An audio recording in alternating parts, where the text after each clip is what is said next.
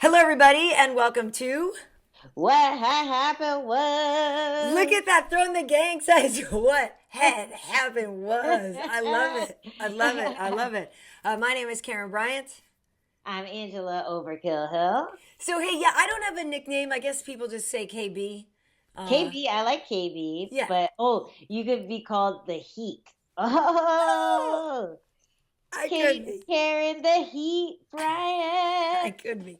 I could be. But welcome to What Had Happened Was, podcast that we're doing here. One where we are very, hopefully welcoming to those of you who may be new to MMA, just kind of getting into it. If you ever have questions, leave them here in the comments. We'll try to answer them. Or if you tweet them to us in advance, we'll try to answer them on the show. But also, Angie, of course, the hardcores. We're always here for the hardcores. Oh yeah, they know who we are. They know where we've been, what we do. They know the vibes. Yeah, yeah. So I love it. Okay. don't sleep on it. Yeah, so this show we wanted to talk about UFC Vegas 20, where Ciryl Gane was victorious in the main event over Jairzinho Rozenstruik, and we'll look ahead to the next pay-per-view that's got 3 title fights. But Angela Hill, this was supposed to be a post-fight show as well. You had gotten a I last-minute know. fight. All of a sudden, something you were supposed to be a post-fight show now. Angela, what had happened? What happened? Oh, what had happened was, man, I was asleep. I was waking up. I was getting myself all geared up. It was fight day. I'm like fight day vibes. I'm getting myself amped in the bathroom and everything. And then I see that I get a call from my manager, Yeah. and he's like, we always fuck with each other. So like he's like, hey, bad news. And I'm like, what? Like I thought he was just fucking with me, but he's like, your fight's canceled because Yoder's corner tested positive for COVID. And I was just like, fuck. But fortunately, like they threw me some money for showing up and making weight, and they or maybe I shouldn't say it. You should. I'm glad they did. Yeah. They threw me some money for showing up and making weight, and they rebooked the fight for March 13th. So unfortunately, I can't be sitting here with my drinks and my my other stuff, my Yeah. other party favors.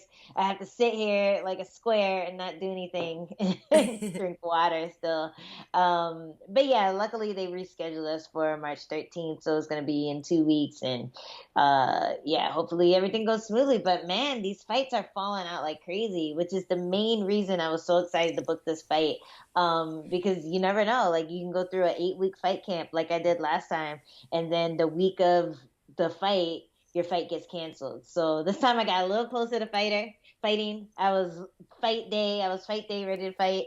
So next time, third time has to be a go. Well, what's good and bad about it is both you and Ashley showed up like total professionals and made weight.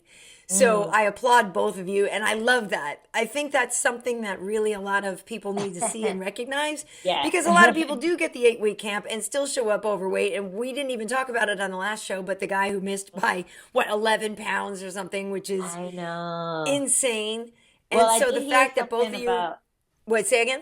I did hear something about that guy. I feel like someone needs to clear his name, but apparently apparently what had happened What happened was with this exactly. guy, I forget his name, but the guy who missed up by 11 pounds, was that a doctor told him to stop cutting weight because he got sick, Yeah. and that was the day before weigh-ins. So he stopped cutting weight, and he was like sick from like eating fish or something. So he Right. stopped cutting weight. He started rehydrating and everything. And then the next day they told him he still had to weigh in.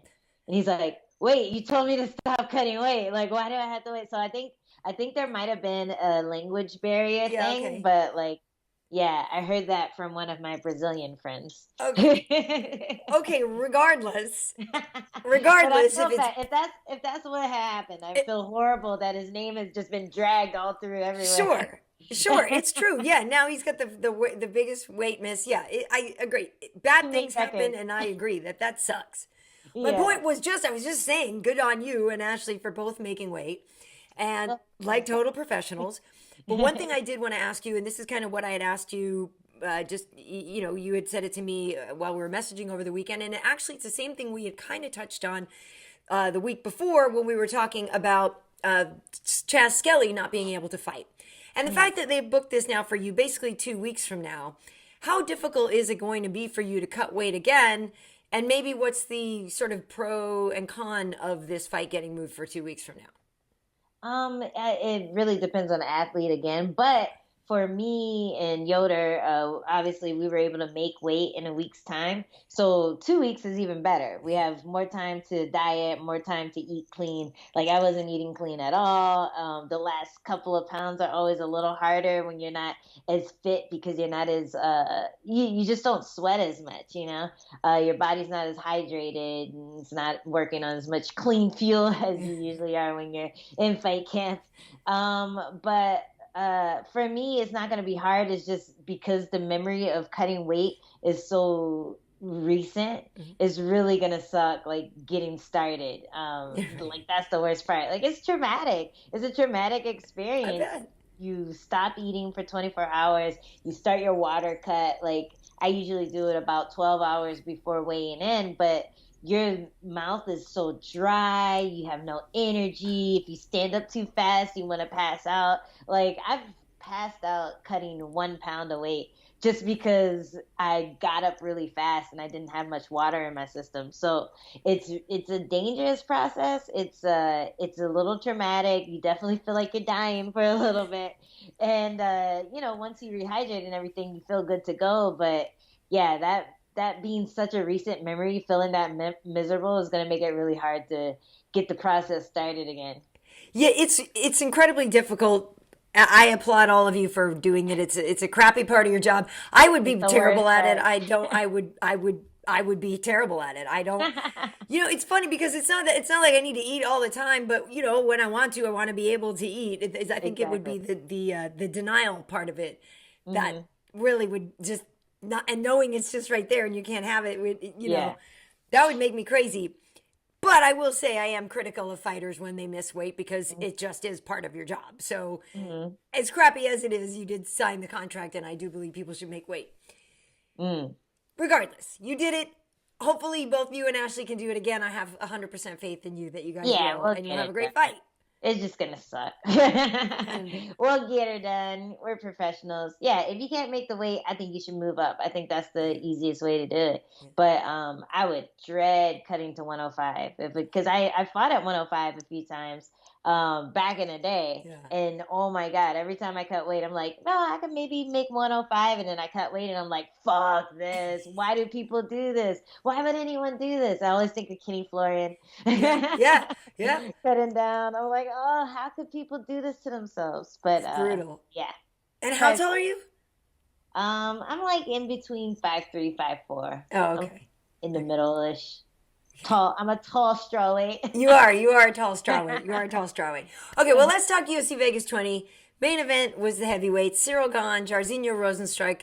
Ciryl Gane got the victory. It was a unanimous decision. I did expect more from Jairzinho, although we know the fight with Alistair Overeem was very much a fight where he was losing most of the fight. He lost basically 4 rounds, 4 minutes and 45 seconds, and then, was able to finish Alistair. So you can't ever count Jairzinho out. That said, he just really never was able to get anything going. Even when he had his sort of few little counter flurries, there really wasn't much damage there.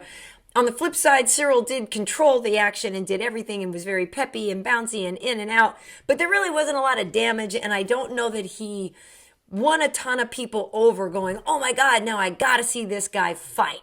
Yeah. So it was a flawless victory for him, but I'm curious how it will position him when we know that heavyweight has guys like Derek Lewis, who can lay people out and who are so entertaining.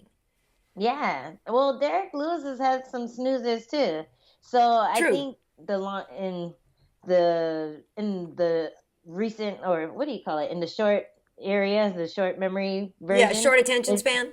Short attention span. Like people are going to recent history. Yes. And I'm not trying to bag on Ciryl either. But look 3 or 4 fights down the line when he's still undefeated, he still has a chin, and he's like having some good like crazy exciting performances where they end in the first like 20 seconds, people are going to totally forget about the snooze fest. So I think it's smart, like especially for heavyweights, it's really risky to take risks. It's really risky to open up. Like if you can keep someone at the end of your jab and bouncing it out and not take any damage, that's probably the best way to fight as a heavyweight. Because dude, like one bad fight can end your career, can put you out, can give you a huge concussion that takes months and months to heal, and then you go into every fight and people are like, oh, their chin is messed up, like, it's a lot of power behind those strikes, and he exploded Alistair Overeem's face. So I feel like it was the smartest thing to do, especially against Rozenstruik, who's such a dangerous striker. Yeah, and we know that. So Ciryl Gane, like you said, is undefeated. He's 7-0 now, I guess, or is he 8-0? Was he? Yeah, I guess he's 7-0 now. Yeah. And in the UFC, so this was his 5th fight. But before this, he had 4 UFC fights. 3 of them were finishes. So he had 2 KOs and a submission and 1 decision. Before this fight, Jairzinho had 6 UFC fights, 5 wins. All of them were finishes. So that's the thing, is that that what you're up against. So yes, it's a very smart strategy to stick and move. I wouldn't want to hang out there either and be like, hey, let me see what Biggie Boy's going to come back with. Like, I'm getting in and getting the heck out of there, because he can level anybody, and he has. Every single other opponent of his fell. Yeah, so that's a scary guy, man. A heavyweight with wheels, that's a scary guy. Yeah. And Rozenstruik, I think he was just a little too cautious in that fight. I was never able to really get off on him, but I think they both still have a lot. Well, yeah, obviously Ciryl, but I think Rozenstruik still has a lot to give to the heavyweight division. Oh, yeah, for sure. Like, he was just kind of caught in a very smart game plan. Right. Didn't have the reach to like just really get past that. And get his game off. But yeah, it was a good fight. And a different kind of fighter could have maybe taken Ciryl down. Exactly. Like he had some success catching the kicks, but who knows how many of those you can do, because he's so slick on his feet. Like Gane's so slick with like setting up the head kicks and stuff. Like it really is a dangerous thing to start getting used to. But he had a little bit of success there. I think it was just dealing with such a mobile fighter at that weight is just a whole different animal. Yeah, and he had so much pep in his step still. Like, it was really impressive to see the activity level from Gane, the pace that he had as a heavyweight. I love that.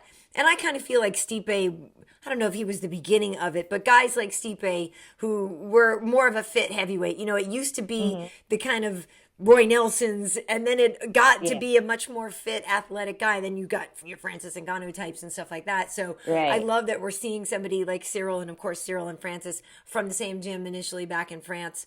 So that I love that we are seeing that kind of fighter now. And it will be exciting to see, if Ciryl can get some finishes in there, and depending maybe on the other kind of opponent that he gets, maybe the other kind of opponent would create that situation more. I don't know. But yeah, I do think that somebody, it'll be interesting if he's up against a wrestler, because the last one was Junior Dos Santos. I'm trying to think of the other guys that he fought. Like, what would happen if Ciryl fought a Curtis Blades? What would happen in that situation? Yeah, that'd be a fun fight for sure. Yeah, let's do it. Let's do it. I know we don't always do winner loser thing, but yes, Ciryl is trying to climb the rankings. But yeah, so good on him, and yeah, I agree with you. I think Biggie Boy still has a lot to offer as well. The fight of the night was the Pedro Munhoz Jimmie Rivera fight, and the story was all about the calf kicks, which I think might come into play on something that we talk about for next week. But I'm curious what your take is on that fight. It was fight of the night. It was a great fight. Pedro Munhoz had that fight last time with Frankie Edgar. A lot of people thought that Pedro won. It was a really, really close fight with Frankie. Jimmie Rivera picked up a win over on Fight Island. We knew these two were going to be great when they got back together, because it was a rematch, and I really enjoyed that fight. Yeah, it was nuts. Those calf kicks were so nasty. But then on top of that, it's just one of those fights where you hear it, like you can hear the punches landing, and you're like, oh, that just sounds so sharp. Like you can hear the pop of the knuckle. Like every punch I feel like the big knuckles hit the side of the face or the chin or something where it just made that, like that nasty, like skin slapping leather sound. Yes. And you don't hear that in every fight, because not everyone can throw punches as sharp and just connect right at the right time. Yeah. And dude, like listening to these guys swing, both of them are landing like crazy, like power hooks and just nasty like flurries in that boxing range. Right. But yeah, the leg kicks were definitely favoring Munhoz.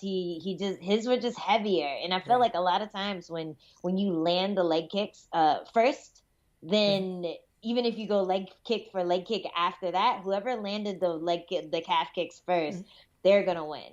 Because they started it, they started the calf kick war, and usually they end up finishing it because like they're just one step ahead of you. Yeah. And it's really just like maybe 3 chops to the same spot of the calf, right? And that deadens your leg. Deadens it up, right? Just 3 chops to the same spot, and only people who just like focus on that a lot have the precision to do that. Right. So a lot of times when you see someone who has more of a wrestling background throw the leg kicks, they're not hitting the same spot every time. They're not like landing with as much of their body weight into it because you really have to. Oh, here we go. The great demos on what had happened was demo. Demo. So you really have to be careful where you put the weight of your kick. Okay. So if you're throwing the leg kick, and if it's a calf kick, right, we're going to throw here, okay? Okay. So we're throwing the calf kick. A lot of times it's easy to let all your weight go like hanging out in your butt region. Right. So your weight is being... You're back here too much. You're supporting leg and it's over here. Yeah. But the trick to a leg kick is to come up and then put your weight down into the calf or the thigh or whatever you're targeting. Yeah. So you want the weight to go into their leg and you're almost sitting on them when you throw that kick. So a lot of times people don't get that, they're not able to get the weight distribution right every time, so they can be falling backwards when they throw the kick and it's more of a slap when that happens. Yeah. So people like I always talk about Joanna's leg kicks. She throws a lot of them, but the reason she's able to get it out so fast is because the more the weight is on her back foot, so she's just flicking it just it comes out fast, right? Yeah, but someone like Aldo, their entire weight is down into that leg. So whether it's the thigh, the calf, your entire leg is taking the weight of that person throwing the kick. So it's, I don't know if that made any sense. It does. It absolutely does. There's a difference. There's levels to the leg kick. So Munhoz just did such a great job of chopping through the meat of that calf. And like when you feel one of those, it literally feels like it's like tenderizing the meat and going right down to the bone. It's a really nasty thing. Well, but I love throwing them. Yeah, and the thing that's tricky about it, and obviously we know that was kind of what Conor had cited as an issue in his fight, that the calf kicks came at him and really kind of deadened his leg. And the issue with that is it's a very difficult technique for you guys to be able to practice in the gym because it's something that you can't ever really do full force, right? You have to wear padding for it. And so you can't if you're Jeremy Stevens. Well, yeah, I mean, but it's one of those things where you know, how do you even ever figure out how many of those you can take? Because the only way to do it is to take a full one, right? Yeah, if you're training with Jeremy, you figure out how many you can take pretty quickly. You're like, one, just one.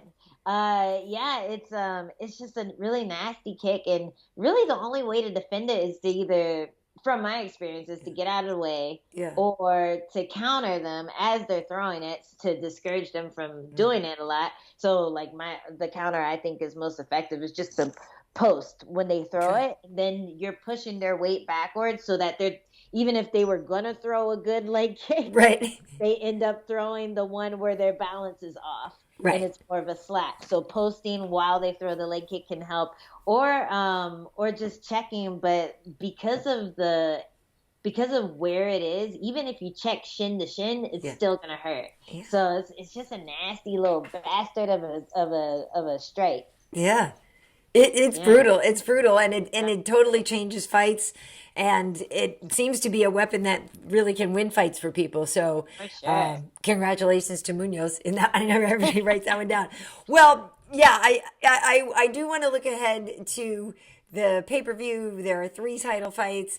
I'm not sure which one we want to start on. I don't know. We can start with the big one. It's the main event. Izzy versus Jan, right? Right. Or should I say Jan versus Izzy? Yeah, well, yeah, well, bigger, yeah, exactly. the Yes. champion. Yeah. El campione. Yes.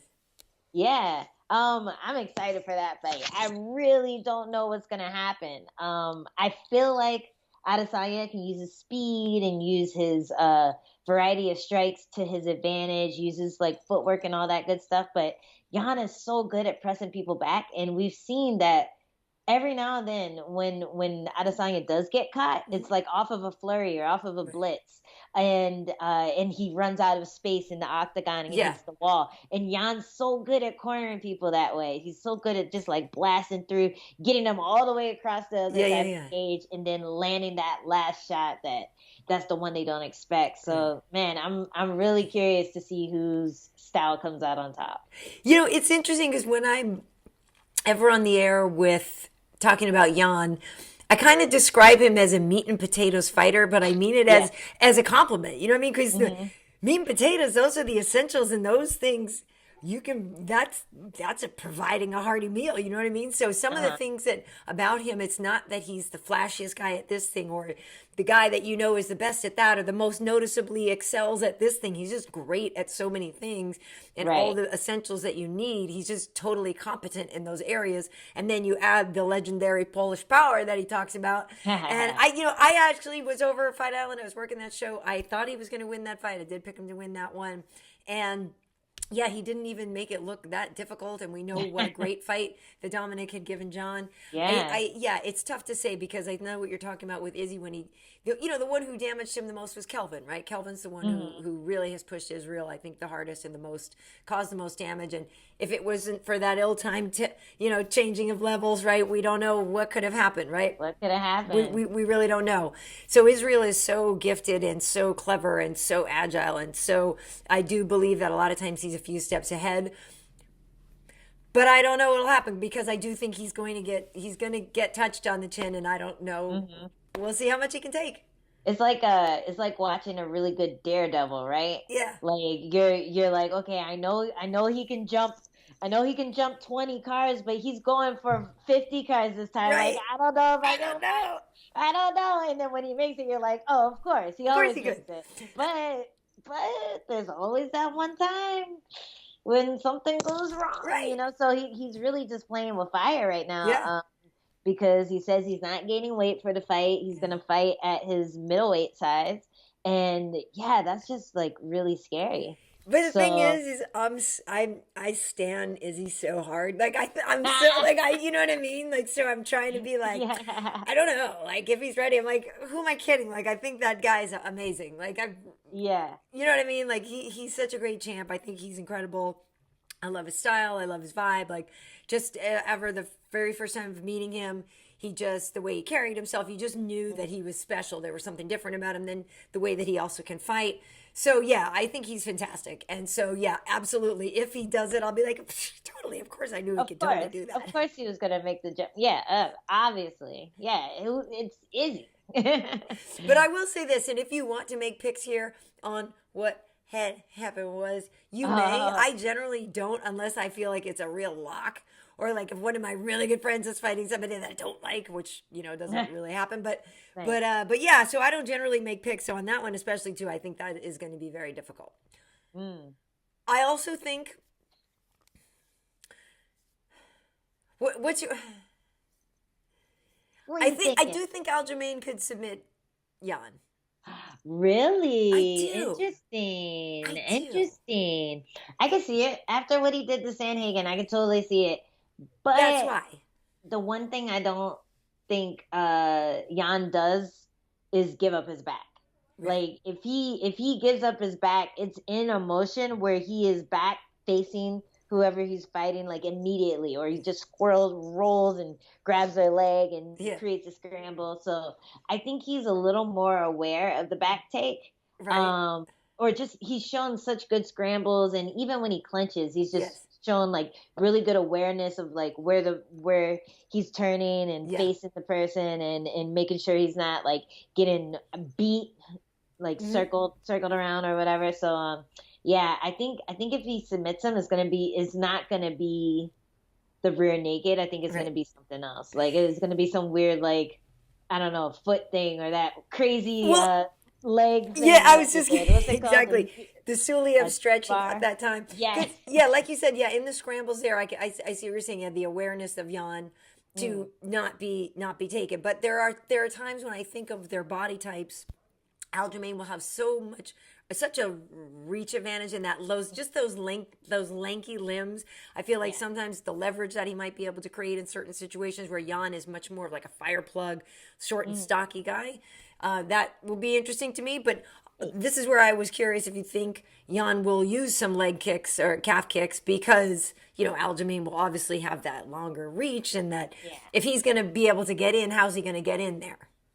Yeah, well, Jan definitely does. Like, if you want to think slappy leg kicks versus heavy leg kicks, that's Aljamain and Jan. Like, Aljamain likes to, like, kind of stay on the outside, throw without committing too much, and he throws, like, the kind of jumpy stuff, too. So I think Aljamain's definitely going to be moving and kicking his legs just to avoid the leg kicks, because the more you attack, like, the less you'll have that target sitting there in the mats, like ready to be hit, so yeah, I think Jan's definitely gonna go for that. Like it's especially good if you're like timing it as they come in, just crack that leg when they try to close the distance or try to like keep you at bay. Yeah, I can see it for sure. But I think I just see Jan walking Aljamain down and then Aljamain doing something to counter it, like either moving, throwing his combinations to the takedown, or something like that, and creating the scramble there. But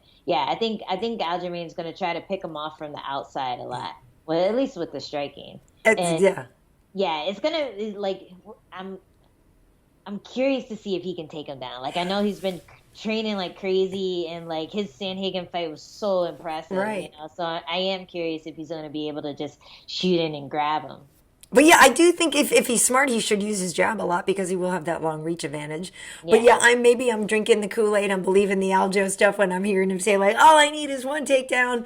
I will say, I believe it. Ange, my mom is Jamaican, and Aljamain has that Jamaican flag, and so every now, we always root for him when we see him. We just give him the positive vibes and stuff like that. So I do think it will be a very good fight, and I don't think that Jan can be taken lightly, because here's the other thing: when you do look at the last people that Jan has fought, just as a refresher, the last people that he's beaten were Aldo, Faber, Rivera, Dodson, and Silva de Andrade. So those are his last fights. And Aljamain's last fights were Sandhagen, Munhoz, Rivera, Stamen, and Johns. So the guys do have very strong strength of schedules, both of them do. But yeah, Jan is like, he's beaten some really good dudes.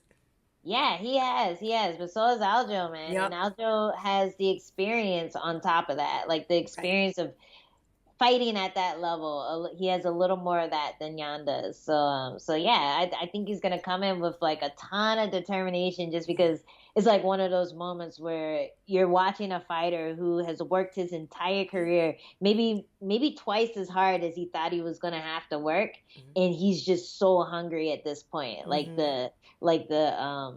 he's just like a hungry beast. So yeah, it's gonna be exciting. It is going to be exciting. Now, the last title fight on there, Amanda Nunes is defending her 145-pound title against Megan Anderson.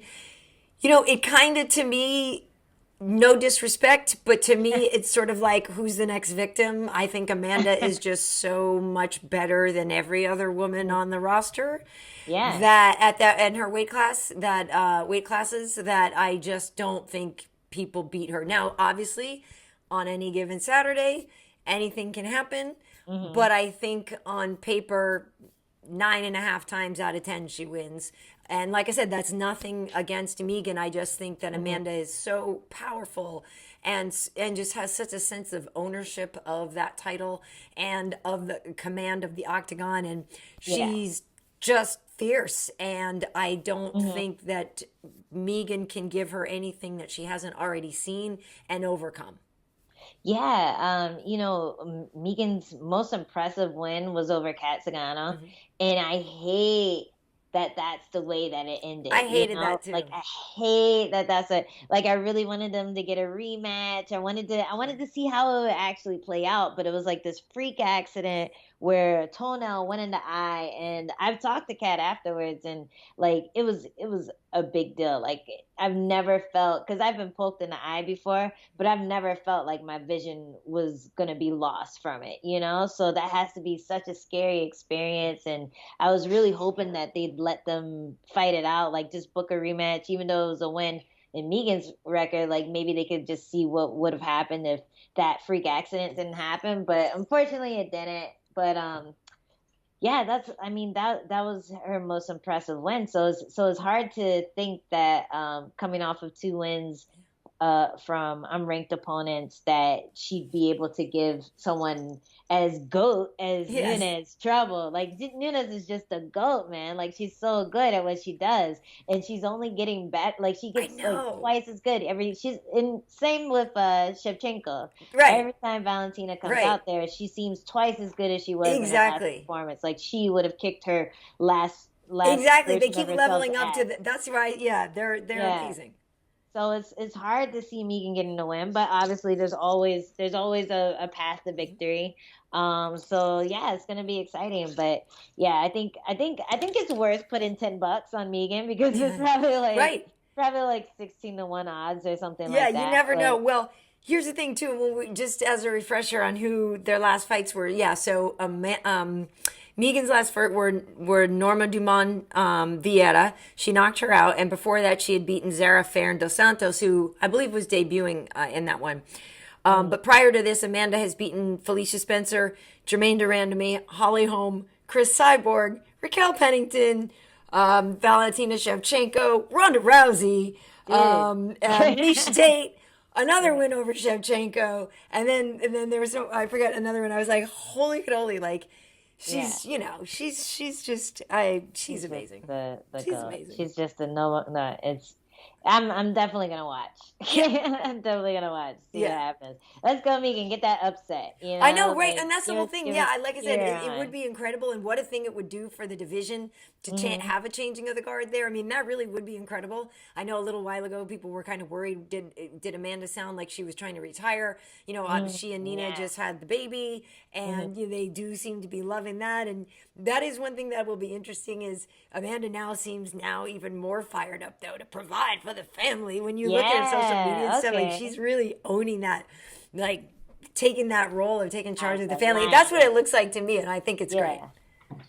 She's gonna go hunting for food for the pride. Totally. Yeah, it's gonna be fun. Good stuff.